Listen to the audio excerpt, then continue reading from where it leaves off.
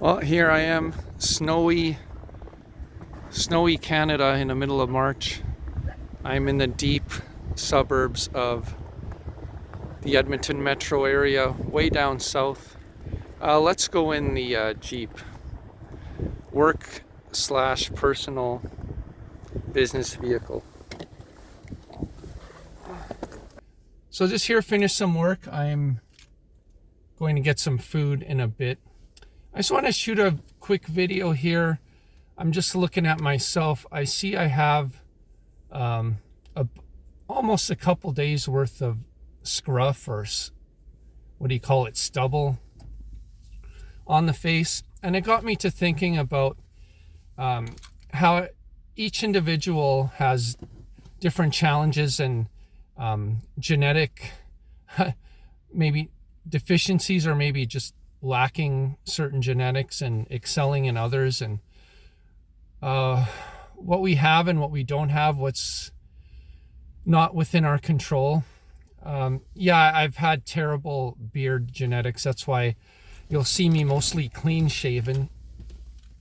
It's just I've never had the ability to grow a proper beard. I can get like is kind of like a half thing where, and I can't get any hair like on my cheeks, so it can't grow a full beard. And even trying the goatee thing, it doesn't really grow right here. It's just kind of patchy, and yeah, it's just not great, so I don't bother. It's kind of like if you're balding and you only have a little bit of hair left and it's super thin, it just looks better to shave it all off. If some of you out there are in that boat, just let me know. I actually knew guys that were like balding in high school, which is crazy.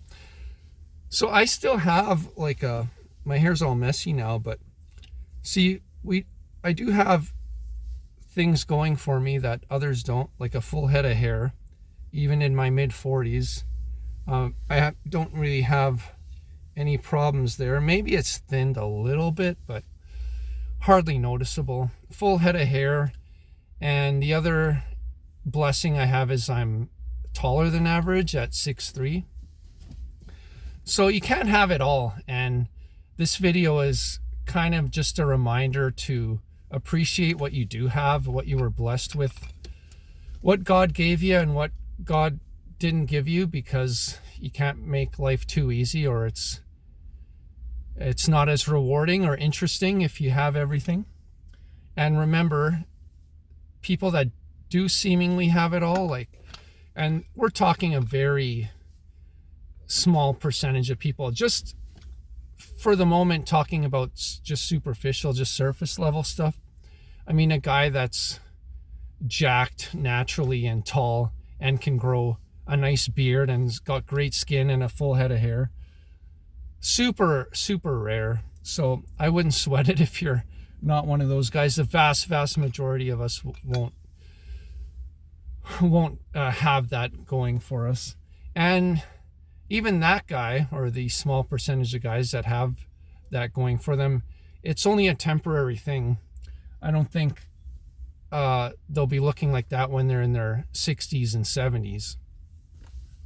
So if they're making a career off their looks, and women too, of course, a lot more so, women take advantage of their youth and beauty and monetize it, and that's been hasn't been any bigger than it is now. It's the rampant pace and just the amount of monetization of sex and beauty is out of control.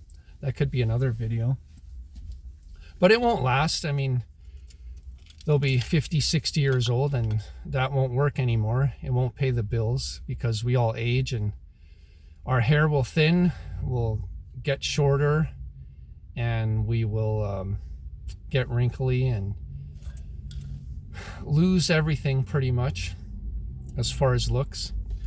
So the fact that I have some of the physical advantages and not others, the other one being is I don't have the greatest muscle building genetics. I can get a fairly lean and healthy look, and with some muscle definition. not too bad. But I do have to diet down, and I have to be in a strict workout regimen to achieve that. And I'm hoping to achieve that this summer.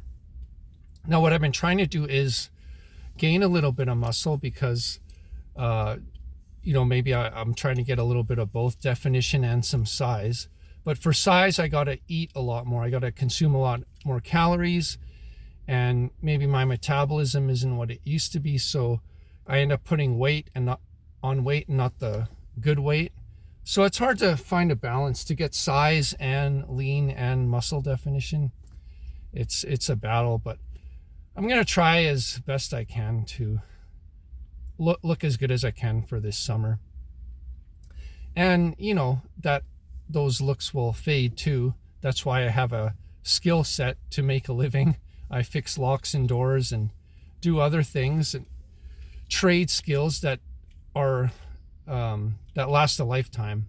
I won't be modeling or turning any heads at the club when I'm 60 or 65, but I'll still be able to fix doors till I'm 75 years old, and people will be just happy with that, whatever value I could provide. So yeah, I would say appreciate what you have. Some of us are not genetically gifted, and that's okay.